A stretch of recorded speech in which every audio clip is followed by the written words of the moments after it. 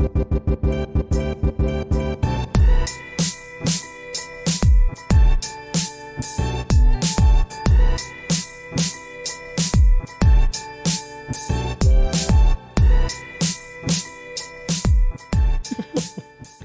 right, welcome to your Everyday Rich podcast. Yeah.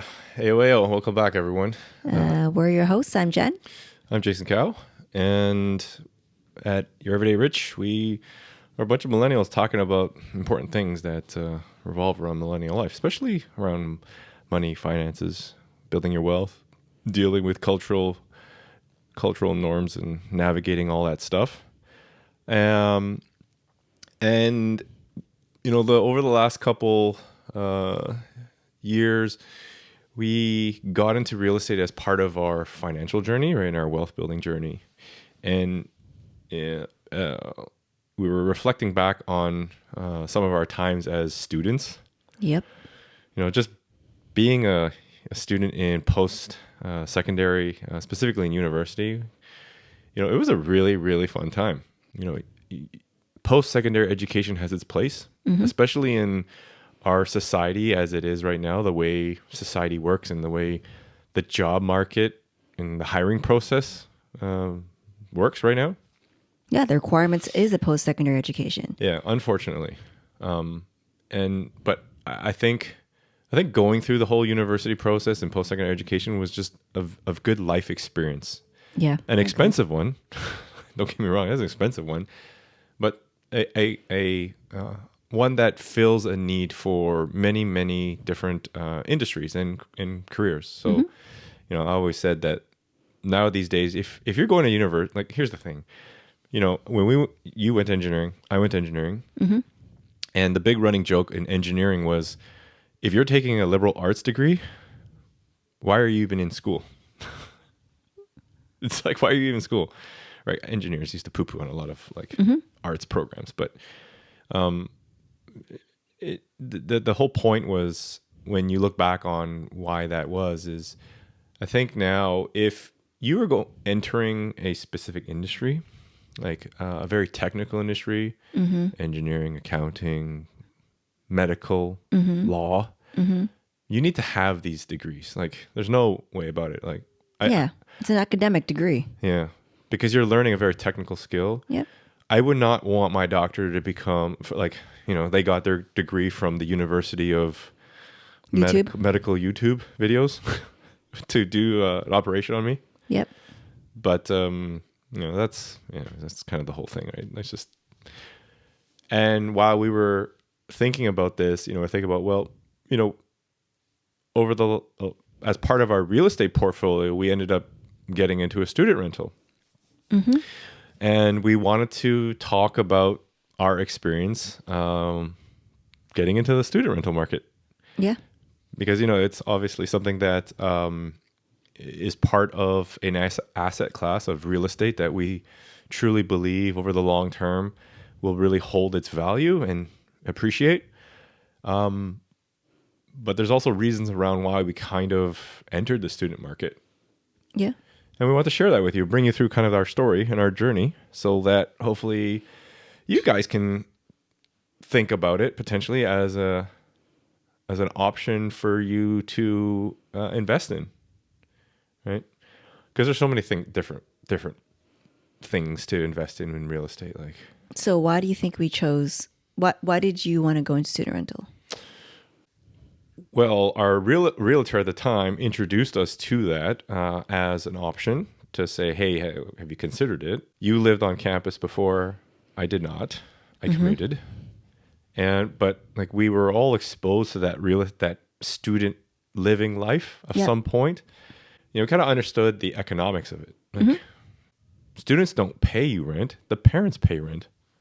The business model made sense for us. Like, to me, it made sense, because it's like, okay, well, I have a bunch of students that come in, their parents pay you a bunch of rent, and then in a couple of years they move out, and they just do it all over again.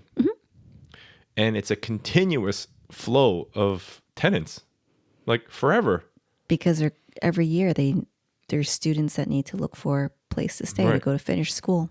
Right. And that's part of the reasons, right? I mean, other part where like the numbers made sense, right? So when we dived into it, the numbers made a lot of sense.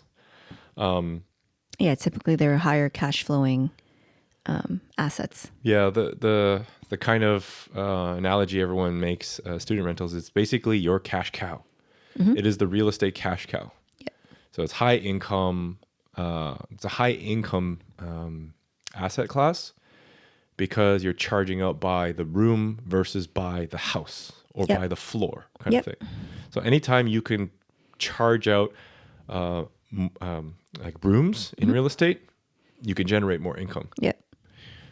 And then like back to that whole thing about like continuous clients, like we were just looking at some stats here.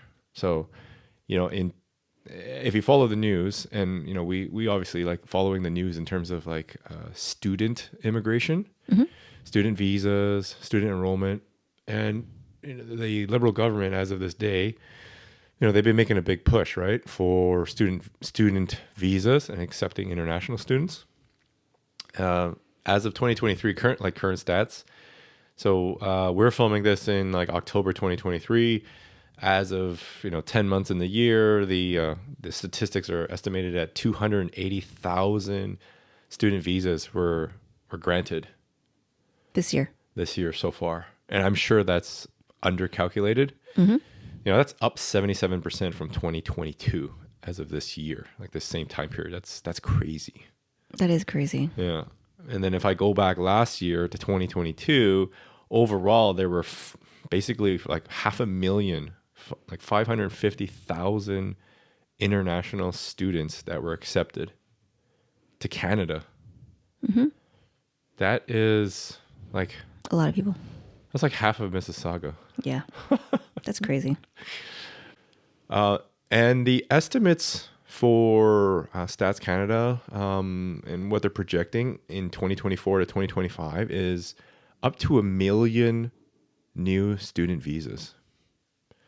1 million. That's crazy. So imagine every year there's 1 million new people, just students, coming to Canada. On top of the new students that will be coming in just who live in Canada.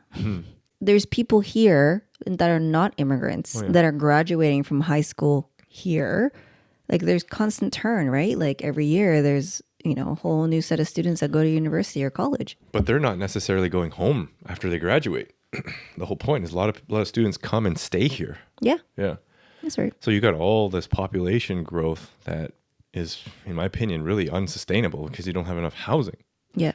But from a student rental perspective, that is really good news. Well, the demand's going to keep going up and up, right? So I think so. Yeah. Because, the prestige and status of Canadian or North American education is above and beyond. Yeah. Which is great. Like the fact that people want to come to Canada to study because it's, like you said, it's got accreditation. It's got, employers look for it. Yep.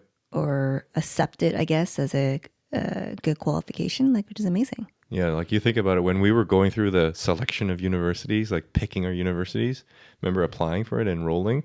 Maclean's magazine, always every year. Yeah, who remembers Maclean's? Right? Wouldn't remember. They still publish it out now. Is it still published? It's still published, where every year they, rank all the top universities and colleges in Canada.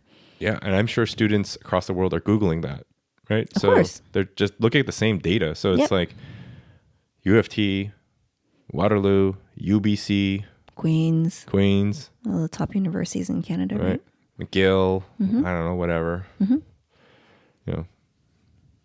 If your school's not on there, sorry, man. Shout out to U of T. But anyways, the point is, we've got a lot of students coming in. Demand is going to just keep going up and up, which is why for us, student rentals was a good choice for us. And I think when our realtor first showed us the property, it brought back a lot of memories. I went to University of Waterloo. So first year I lived on campus, but year 2 to 5, I was a 5-year program. Year 2 to 5, I lived off campus and always rented places with my friends. And it's funny, you mentioned earlier where you said, parents will always pay for the rent. It is true. However, I feel like a little bit, and it's probably a little bit off topic, but what's changed is I feel like parents are way more involved with their with their kids' rentals than back in the day. Yep. I remember when I went to go look for student rentals, like my parents didn't come with me.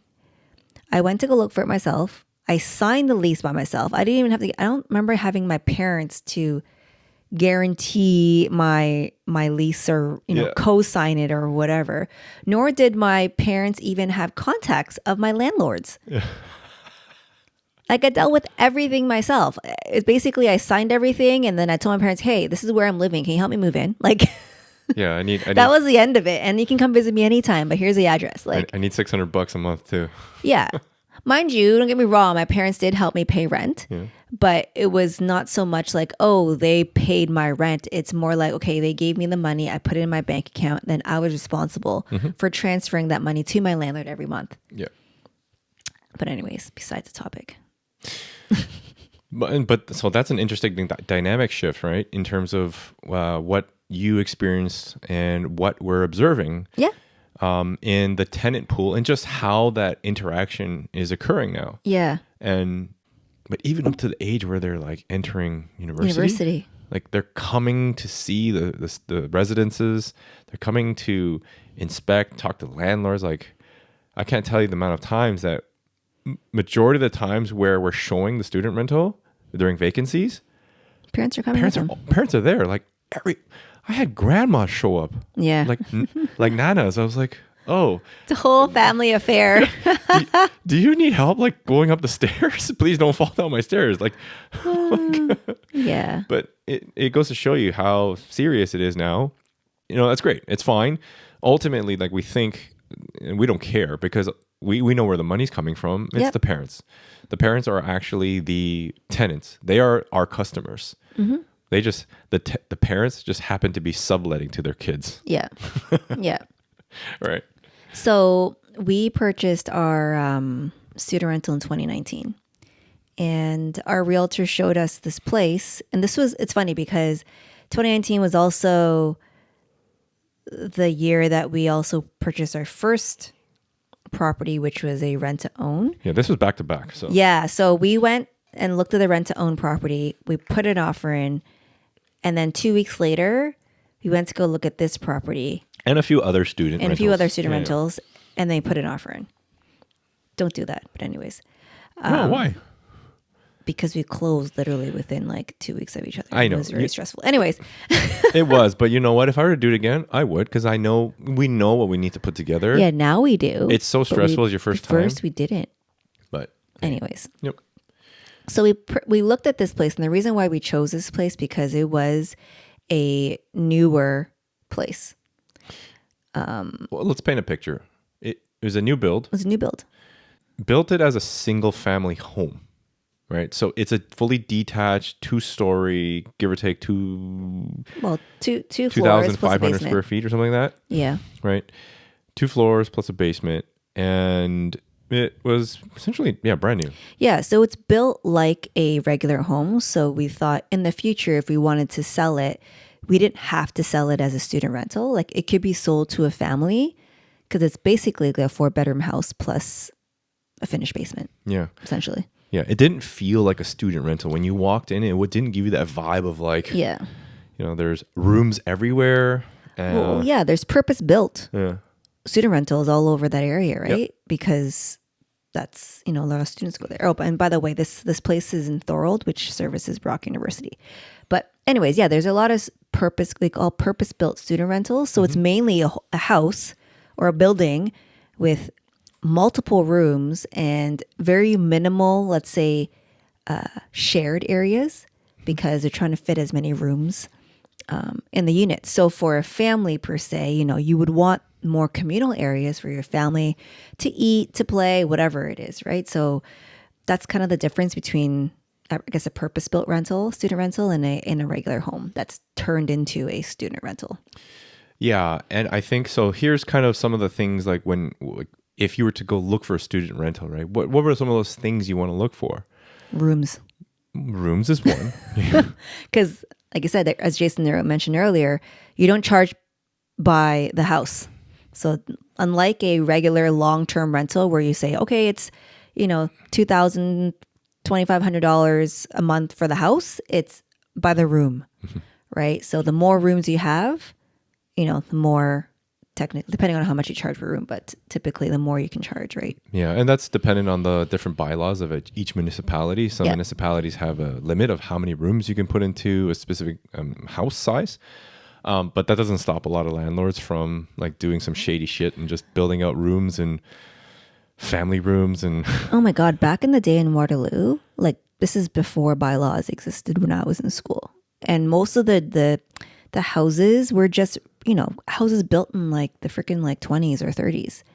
But your houses were like old school. They were old bungalows. Correct. Yeah. This is back in the day, right? So those old school bungalows, and these landlords would carve out every single room into a room. So you'd have like 10 rooms in this little bungalow. Yeah. Totally. I'm pretty sure now you can't do that anymore, but that was back in the day. Yeah, you'd walk in and it was there was like It's a compartment. It's compartmentalized. it felt like a cruise ship. You walk down a hall, it was like room. Yeah, that was back in the day in Waterloo. Now all those bungalows are gone. Like they've built these like I say purpose built rentals now in Waterloo. So and there's bylaws that exist now, so you can't do that kind of shit. So obviously rooms. So more rooms, the more income you can generate. And what that means is, there might be a magic number. And this is something you have to look at in terms of your cash flow statements and your pro formas, is depending on the price of the house and what each room can charge. There's a magic number. Yeah. Usually there's a magic number of, let's say, 5, maybe 4, 5 bedrooms that helps you break even. And everything after that is gravy. Yep. So you want to at least break even bare minimum with all your Yep. expenses and then try to add 1 or 2. Or have the opportunity to add 1 or 2 more down the road to really boost that income. Yep. Right? And look at the rooms too, because rooms that have their own ensuite. So if it's a regular house and you have the master, quote unquote, the master ensuite, which comes with the bathroom, its own bathroom, like you can charge more for that. Because like everybody, people like their own bathrooms. Like who wants to share a bathroom with 5 different other people, right? Isn't that what you did? I did, but that was not by choice. Like if I had a choice, like I would rather have my own bathroom, but I didn't have a choice, right? I remember your place, and I remember a lot of my other friends' places. Like, I just try to paint a picture for everyone. It was just like, you walk into this bungalow, and it's just rooms everywhere, and you go into the bathroom, it's like pink tile. Yep. Like some It's pink houses tile. had like baby blue tile or teal tile, like tile countertops, tile on the wall, tile on the floor, tile in the bath. That's how houses were built back in the day. I know it's just funny that They've that's just been renovated now. But the crazy thing was, like you were saying, it's how many girls did you have? 5? 6. You had 6 girls in one bathroom? No. It was 2 bathrooms. It was 3 girls at 2 bathrooms. It was 3 on each floor. So it was 3 girls per bathroom. That's still a essentially. lot, man. Yeah, like I remember there were nights when we all were, getting ready to go out and everyone went to take a shower, right? To get ready to go out. And we all had to like take turns taking a shower, right? I always To get ready. I always joke. It's just like with girls, but with guys, it's like if I had 3 guys, and one guy's taking a shower or whatever. But with girls, you take showers longer. Yeah. What happens if one of you guys had to poop? Then you had to poop Where would you poop? in the bathroom that you share with 2 other people. While they're showering? Well, no. What happens if they take 10-minute showers? Then you have to hold it. Like, what do you mean? You have to hold it. But anyways, Or walk somewhere like to a plaza and I don't know, you whatever. would walk to a I would not just hold it. I would just poo outside. I don't know. But that goes to the point of saying, like, washrooms are a luxury, right? But Yeah. also a necessity these days. So back in the day, it wasn't a selling point, right? It was I think for a lot of students, it was proximity to the Still school, is. right? Which still is. The closer you are, obviously, the more convenient it is for students to access the Don't need a car. Don't need a car, don't need a Yep. bus, Yep. all that stuff. However, nowadays, I think students are prioritizing space, like common space, washrooms, obviously. So larger washrooms, their own washroom, dedicated washrooms. So if you have an opportunity to let's say, renovate a house that you buy and you're converting into student rental, the luxury student market, so-called like luxury student market, is where you build out en suites for every room. Yep. And that's happened a lot in a lot of people that we met and talked to. They made a shit ton of money doing that. They added washrooms. It was like a 7-bed house, 7 washrooms. Like you can easily add $50 to $100 on top of your on top of the regular rent with a bathroom. Yeah. It's serious money, right? And it adds up very quickly.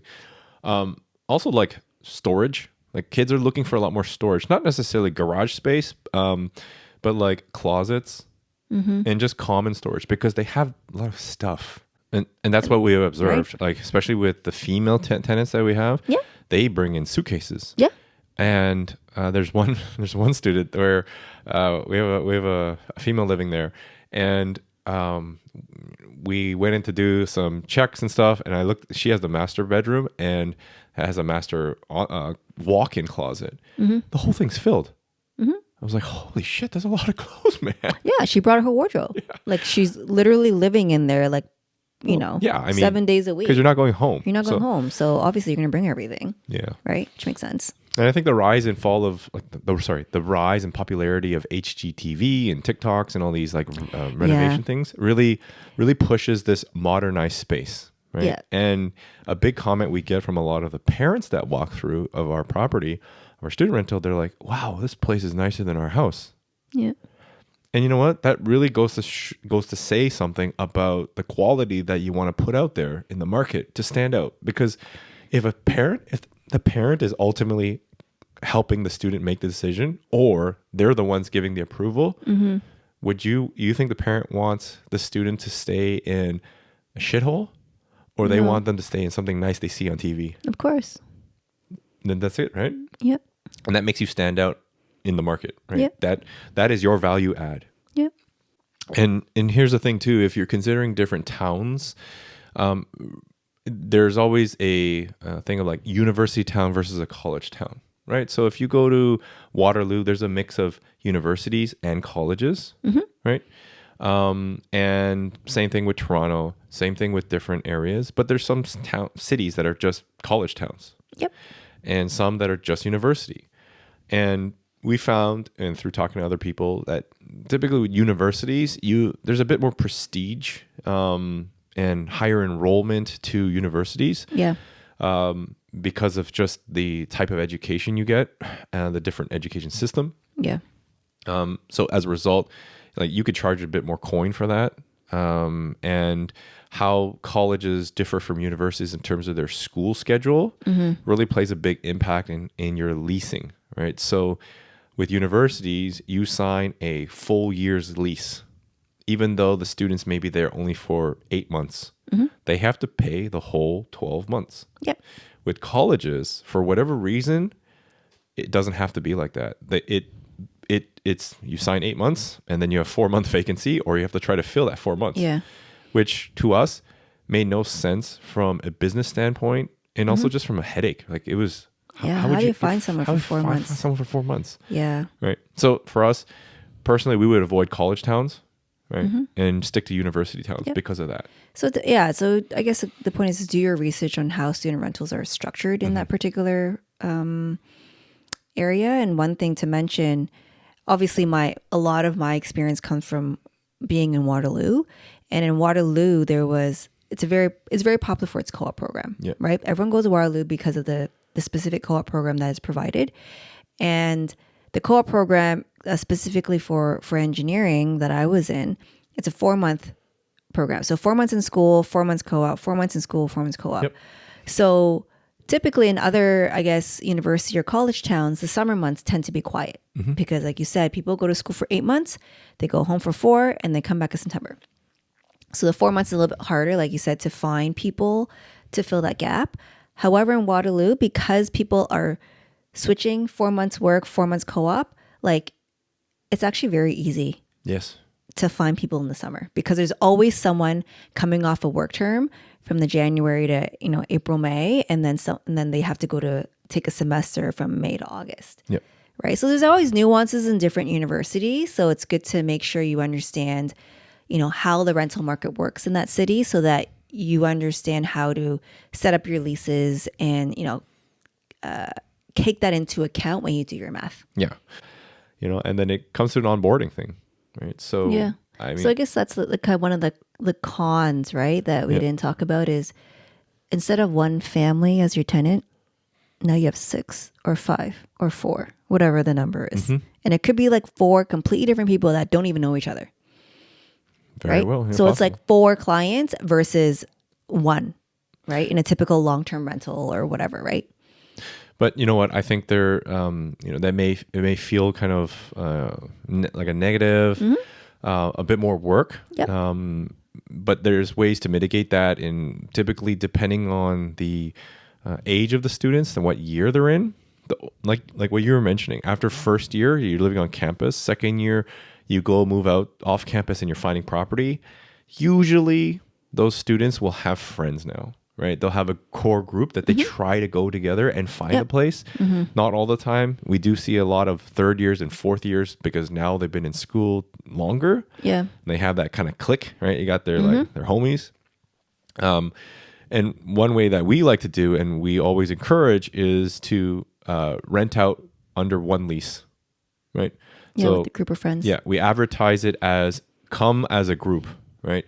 And we try to reinforce that because there's a lot of benefits to that. First of all, now you know everyone, right? You're not going to have these awkward encounters of someone being weird or not knowing It's what conflicts, Yeah, right? it's a lot of different weirdness. Conflicts like they can resolve on their own because they are friends. Right. And parents like that too because they know who They're living with. right? So they don't have to deal with the drama and all that Yeah. stuff. Yeah. Because let me tell you, there is a shitload of drama that we will share about what happened. Yeah. And that's just the way you can mitigate the amount of work that you have to do when leasing out. But there will be a time where sometimes those groups just don't match up. Yeah. The timing, whatever it is, you won't find. Let's say if you have a 7-bedroom, you might not be able to find 7 kids. That's a lot. It's a big group. It's a big group, right? People typically tend to go in 2s or 3s at max, like 4s, I think, when it comes to looking for places together, right? Yeah. So that can be a challenge, right? Where like you might be waiting a long time. And if you can't, I almost treat it, it's this analogy of poker or, Big Two, right? There's a Chinese game. It's called Big Two. Okay. And it's a combination of poker hands. The analogy where let's say you have a really nice hand, you have a bunch of like full houses, flushes, straights or something like that. And you're like, you know what? I don't want to break up my full house because I'd rather have my full house because it's stronger. It's a stronger hand. And that full house is an analogy of having like 5 students come in at once. But sometimes you need to break up the full house strategically into trips or into doubles to be able to move along, or else you get stuck and then you ultimately lose. Right. So that analogy of like, just recent this year, we were trying to look for a full 6. group, 6. Couldn't find it. Like we had some come through. They balked at the pricing because they were looking for something cheaper, even though they wanted to stay in a really nice place. Like Jen said, they'll find what fits their needs. Yeah. And we had to ultimately break it up. We had to go search for smaller groups. So 3s, 2s, Yeah. right? And we ultimately filled the place, but it took a lot more work. Yeah. But that's how sometimes it goes with student rentals. So it's just something to keep in mind that if you are leasing out like that, that is a possibility, right? But there is always a solution because you're renting out by the room, right? Yeah. There's always someone that's going to be looking. Yep. So, like the onboarding process is one thing. Like we screen our students. I know a lot of landlords that don't screen their students because they're like, well, it's students, right? Whatever. The lease is structured that with student rentals, you have a parental guarantee. The students are on the lease. They're the ones on the lease. And the parental guarantee basically just says, hey, as a parent, and because your student has no credit, your child has no credit, you're the one guaranteeing the rent in the event that your student cannot pay. Right? So it's a bit of a way in terms of how that system is set up from leasing. But yeah, we interview all of them, we walk them through. And the reason why we do that, because if we do have to break up the groups, I want to see their personality types. Yeah. It is a big thing. You don't understand, like, the big con with student rentals is a lot of people are fearful of students trashing the place. And it's possible. It's possible. I'm not going to say it doesn't happen. And having big parties and punching holes in the walls and, like, just completely trashing the place. And I can tell you our experience is far from that. It completely far from that, like the total opposite. But that's part of screening is that you're looking at the student profile and how they are. How do they behave? Do they walk in? How do they talk to you? What do they look like? Are they respectful? Yeah. Like, how do they present themselves well? Yeah. And even though, and you can only do that by talking to them. Yeah. Right. So we really, really encourage you to do that even with students. And if, another COVID period happens again, like if we have another pandemic, what we did during that time was virtual tours and also in person. The ones that came out, fine. Oh my God. Like during COVID, I thought we were going to lose all our students, to be honest. I remember we started freaking out. We're like, oh my God, all our students are going to go home. Like they're not going to want to stay in this house. Right? Like seriously, I think that went through our brains. We're like, oh my God, like we're going to have $0 coming in. Schools are closed. Why would they even stay? Exactly. But for whatever reason, I guess kids just like living away from home.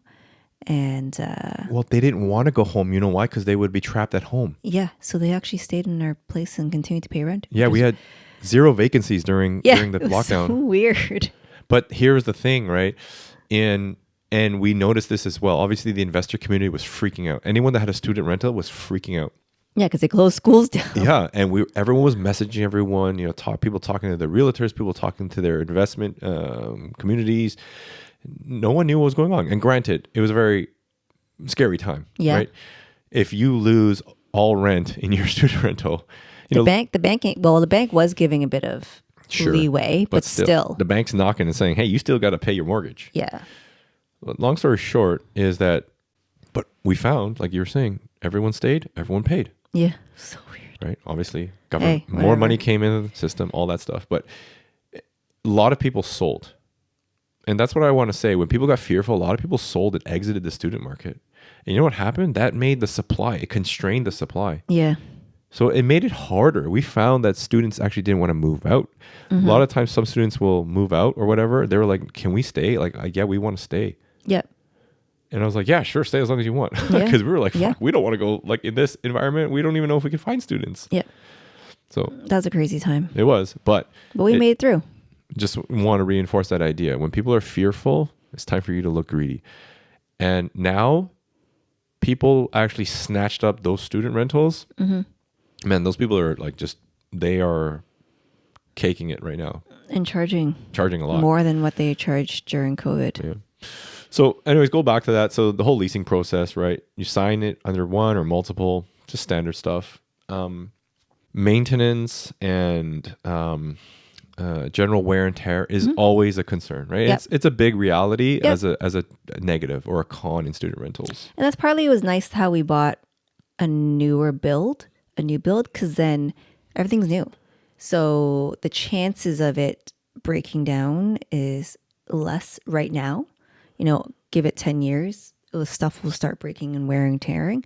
But at least because it was a brand new build for us, it was, especially in the first year, there was nothing. We had nothing. I don't think we had to do anything nothing other than cut the grass. I know. So the repairs and maintenance folder, even though the line item for repairs and maintenance, we had some numbers in there, but very little. We didn't have to spend anything. Yeah, it was very, very little. So the numbers for this particular property for us, all in expenses wise, it was about $3,000. Just over $3,000. $3,000 for expenses. And that fluctuated. It was it was lower when we started, obviously, because expenses have gone up. Yeah, for sure. And here's the downfall of also student rentals is that typically you are responsible for all the utilities, including internet. Now, times are changing, right? Landlords are trying to find ways to cut expenses. So they're trying to keep the rent the same, but move expenses over. Yeah, offload some of the expenses like internet. You know what? And I can tell you right now, internet is the lifeblood of every student. Oh my God. If internet goes down, it's like the world is ending. So if there's one service, forget about cutting the grass. Yeah. Forget about a functioning, I don't know, garage door opener or a functioning even lock on their door. If you do not have internet, you will not hear the end of it from the students. Yeah, we had some internet challenges this past summer, and I don't know how long I spent trying to deal with that shit.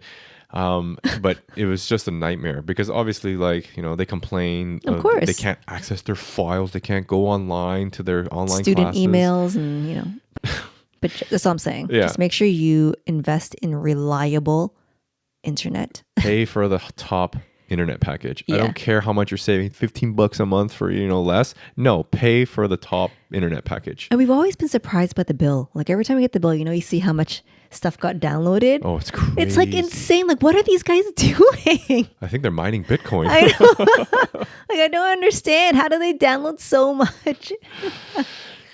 Thank God for unlimited. Like, I would be paying through the roof for that. Yeah. It's like, so here's the thing: is like we have to access our files. Like, how many lessons are you going online? How many classes are you going to? I guarantee you're watching so much YouTube and playing video games and all that stuff. But, Yeah. All right, here's the number. We're gonna break down some numbers, okay? So this is just an average for our property, and that will change depending on Where it is. where you live, the size of the house, etc. How many rooms, right? So on average, we pay about $400 for the utilities. So that's water, gas, and electricity. Okay, and that can vary from month to month. Property tax, give or take $150 a month. That could be lower, that could be higher, depending on where you are. Internet's $100 a month, so we pay for the top package. Insurance, $200 to $215 a month, and that's gone up significantly, especially with student rentals. That's one thing to be mindful of, is work with an insurance broker that understands student rentals. Yeah, and the student rental insurance is typically more than your standard insurance for a regular long-term hold. Yeah, and same with financing. Financing is a lot more challenging with student rentals. Yeah, because banks don't like student rentals, which mind boggles me. But anyways, for whatever reason, it is hard to find financing. So just FYI, work with a mortgage broker.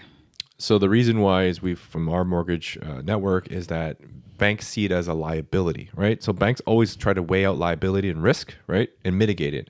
They see it as because student rental markets are transient. They want long-term leases. Yeah, rather than 1-year leases. Yeah, 1-year leases and short-term. But we know from personal experience, long-term leases are more of a risk than students. Yeah. Because I'm getting constant flow of tenants. Yep. Versus ones that can, they'll skip out a month and be in there for 9 months not paying. Yep. Anyways, that's just a reality. so all in. A mortgage. And the mortgage. $1,900. Okay. Yep. And this is at like 2.5% or 3% interest rates. So, you got to do your math in terms of what that works out to. But at the time and currently, all in, it's about $3,000 a month for all your expenses. Yep. And if you have borrowing costs like HELOCs or loans, you always have to include that. Yep. So this doesn't have, we're not including that in here for just showing you numbers. And then we didn't talk about like income, right? So what can we charge? Yeah. So at Brock right now, depending on, I guess, where you are and what type of property you have, I think I've seen it range from the 5s all the way to like the 8s. Our property, we charge between $650 to $750 because we have 2 rooms in the basement. The rooms in the basement, are less, and the ones upstairs are more. And 2 of the ones upstairs also have their own ensuite. So as a result, we're able to charge a bit more. So with the 6 rooms, we get about $4,200 a month of income. Yeah. So the room rates will definitely vary, and those have gone up, right? So Yeah. From a income standpoint, we were not charging $750 for a room. I think our highest one was like $650, I think. $650. Like the top room, our top room in our house, I think it was $650. Yeah. And I think our lowers were like 5 something, 600 maybe. it was 600 and 650. And the room rates that we were hearing from anywhere 550 to 650. So it was kind of crazy. Like, I mean, the numbers still worked, obviously. Yeah. But we were just like, okay, well, if we assume that we keep charging this for like A long period of time. period of time, we'll still be able to stay afloat. Yeah. But obviously, in terms of how supply and demand works, economics, and inflation, stuff gets more expensive. So as a result, the entire student rental market has increased their rent rates. Yep. So you can follow along, and I just want to share with you guys. Like, I mean, we went into this understanding that we bought this property because it cash flowed, right? Yep. And cash flow is the lifeblood of real estate. Mm-hmm. If you do not have cash flow, you does not give you an opportunity to survive the ebbs and flows of real estate and the cycles. Yeah. And right now, obviously, we all know real estate has gotten very expensive. Interest rates are making it very difficult and challenging to either hold or even acquire. But what cash flow does, it allows you to now offset those additional expenses, right? That you're incurring on either utilities, your month-to-month costs of owning it. Then, you know what? You're not cash flowing the same amount, but you're taking that cash flow to offset it, and it helps you stay afloat. Whereas if you don't have the cash flow, it makes it very challenging to have to pay out of pocket, right? Yep. And that's the reality. I'm not going to sugarcoat it. That happens, right? It's for this property, it's not. So, but it allows us to be able to weather the storm and ride it through. Yep. So we started out with the lower cash flow, right? We started out at the 300-400 mark for cash flow, knowing that, this is a long-term play. Student rentals fees will go up. And as we pay off our mortgage value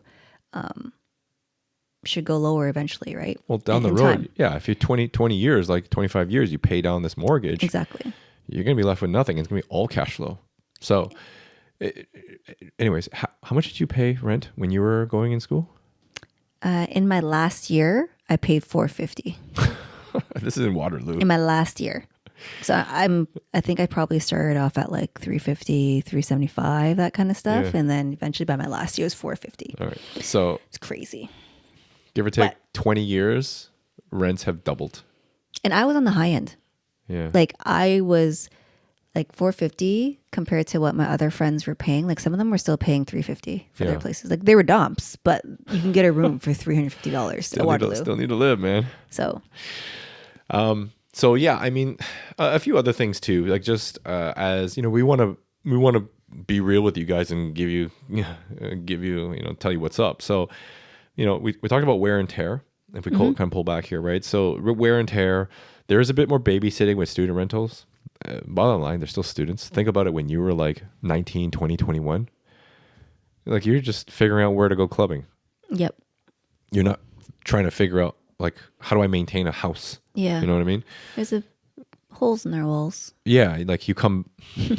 Well, not holes like to the point where like someone threw a hammer into the wall, but there are dents. Like, how did you guys do this? Like, well, listen, it happens. There are lots of, we hear stories from our friends that they do have fist-size holes or head-size holes in walls. And you're like, geez, I wonder how that happened.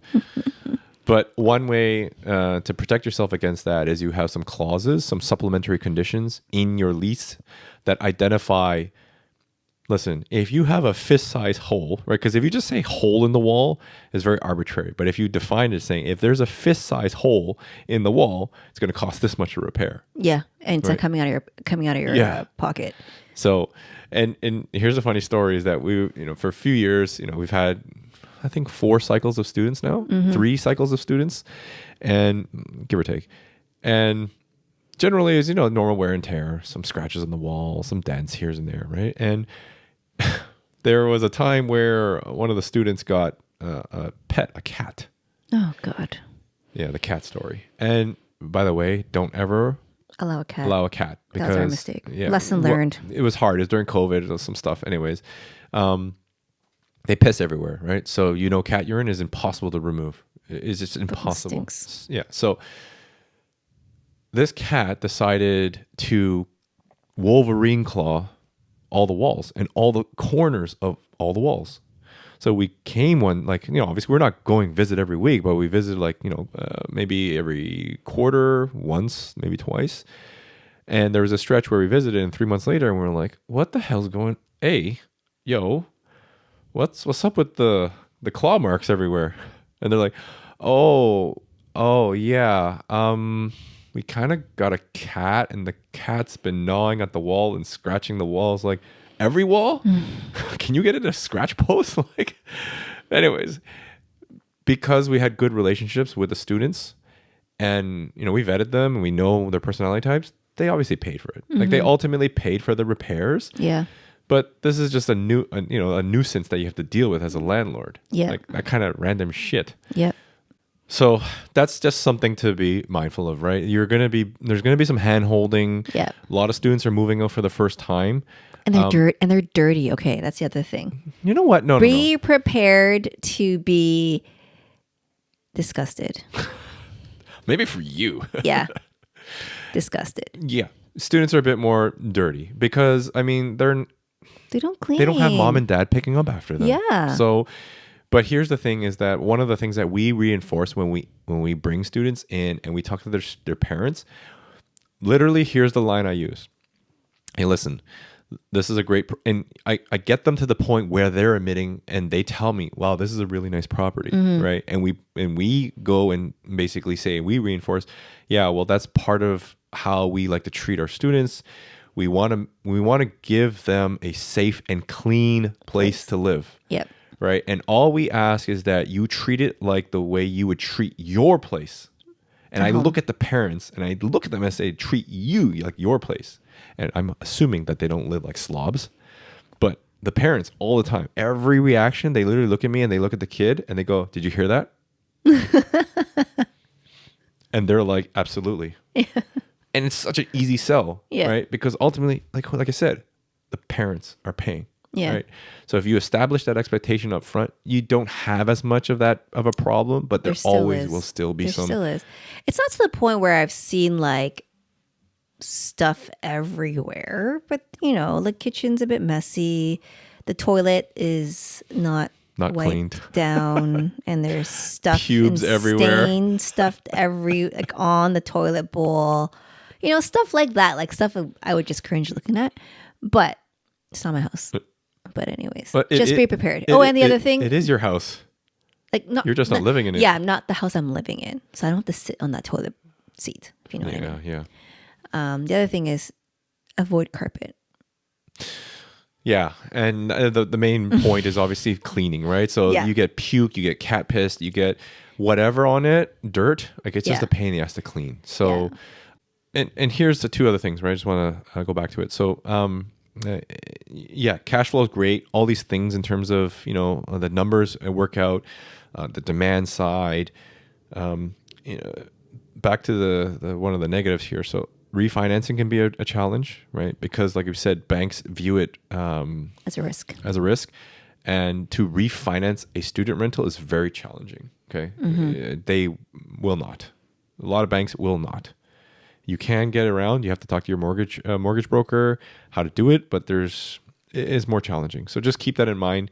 If you're trying to like do this whole burn and refinancing of student rentals, there's a way to navigate around that. Okay, and we're going to try to bring on someone down the road in terms of how they've done it and how you approach that. Lastly, selling. Right. So ultimately, the end game, if you hold it for 30 years or whatever you paid off, it's a cash flowing asset. But sometimes you just might want to exit the market. That's part of investing. You want to sell, right? Part of your retirement plan. Exactly. Selling a student rental, you will be selling it to another investor. Yep. Not an end user, right? Not a family. So keep that in mind. If you are buying a property or you're renovating it, if you can create an environment that it mimics a single family home, your pool's bigger. Exactly. Right. Even though it may be in a student rental area, still someone might actually, because of the housing supply, they will live there, right? It's not ideal, but they may live there. So just stuff to consider, and, as investors and as people that we're trying to be more creative, we're thinking of, okay, well, what happens if you max out all your rooms? I don't have any more rooms to build, right? And, we are not the type of people that we are going to take the family room or the common room and build out a room. That's just stupid. Yeah. I know there's a lot of investors that do that. Good on you. I think that is a shit move because now you eliminate the value and the what makes your property special. The appeal of it, right? Yeah, The common exactly. area. You have a nice kitchen to cook in if they decide to cook. Yeah, for what? Like an extra $400, $500? Yeah. Seriously? So, there's other opportunities, right? So if you're looking at properties, does it have a double wide lot? Does it have a deep lot?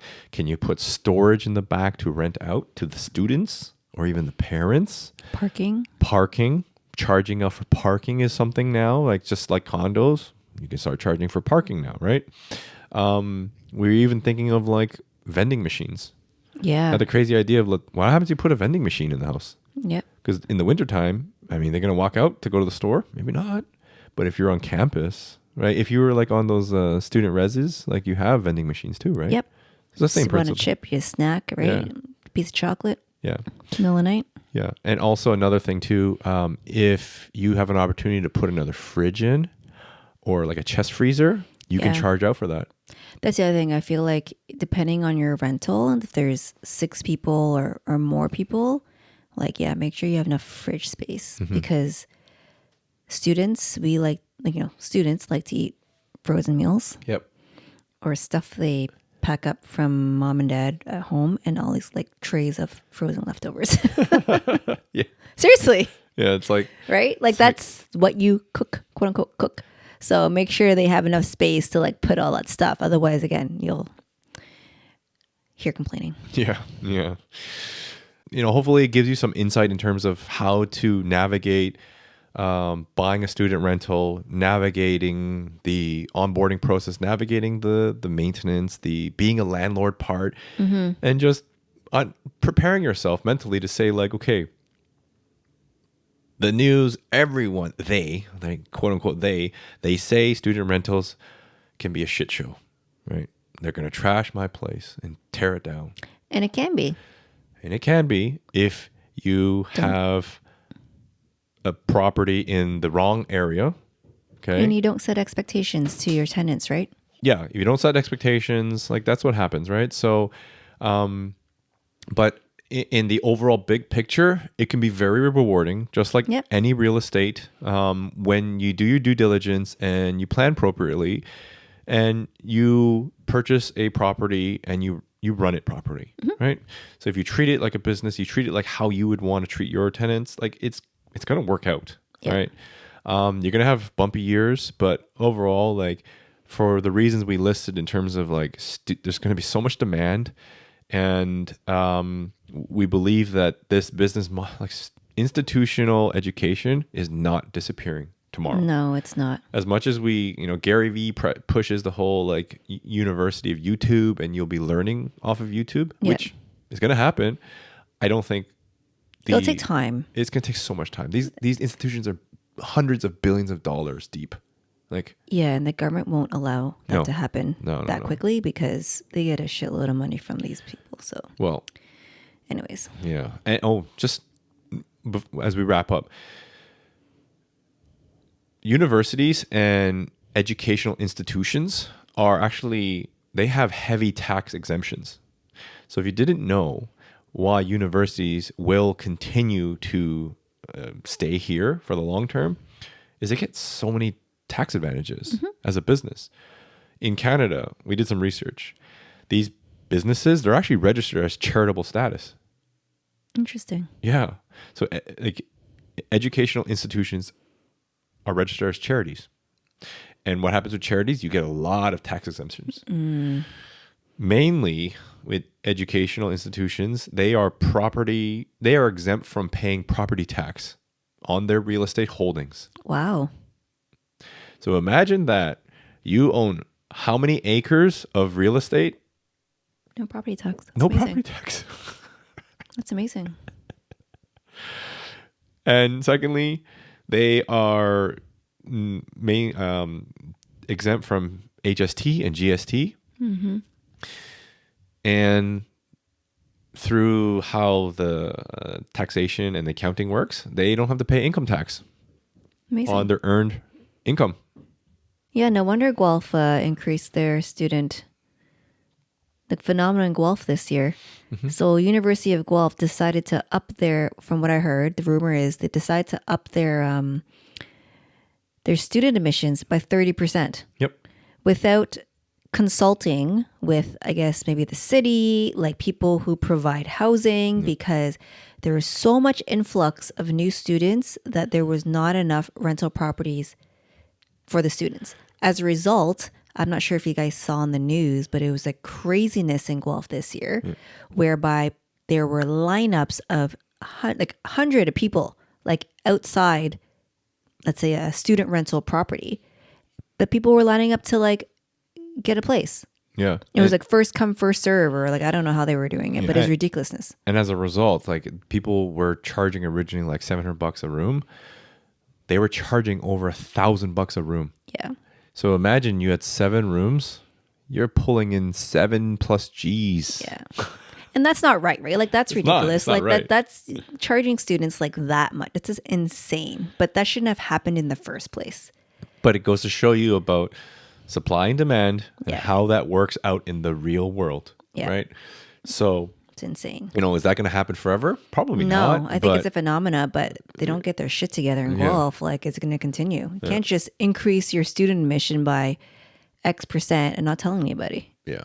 So. Anyways, so like we hope this has been educational, and opens your eyes to the opportunities that are available in real estate, specifically with student rentals. Right? We like student rentals a lot, right? And as we continue our journey, we're going to look into more. So if this is something you want to learn more about, please like reach out to us, DM us, like slide into our DMs. Okay. Don't worry about it. We'll respond. Maybe there's an opportunity to join in on something, because if it's something that you're not sure about, but like after what we explained, like it comes down to math, right? It just works. But you're not sure if you want to put both your feet in. Hey, well, put one foot in, 1 foot out. We can hold the 1 foot for you. Yeah. So, help us by, rating, commenting, liking, share this podcast with someone that is thinking about student rentals, because it's just a starting conversation, right? And like Your Everyday Rich, this is all about having these living room conversations that really open your eyes to being able to make the better financial decisions for yourself, so that you can build your wealth, right? Navigate the craziness of millennial living, and really live your everyday rich. So, anything else you want to say? No. No? I'm hungry. All right. So, with that, anyways, we'll talk more about some student rentals. We got some other things to share about some stories. So we will have that for another episode of student rentals. And we will see you next time. See ya. All right. Signing off. Peace, peace, peace. Your Everyday Rich podcast is presented solely for general informational, educational, and entertainment purposes. Any such information or other material should not be construed as legal, tax, investment, financial, or other advice. It is not intended as a substitute for the advice of a qualified professional.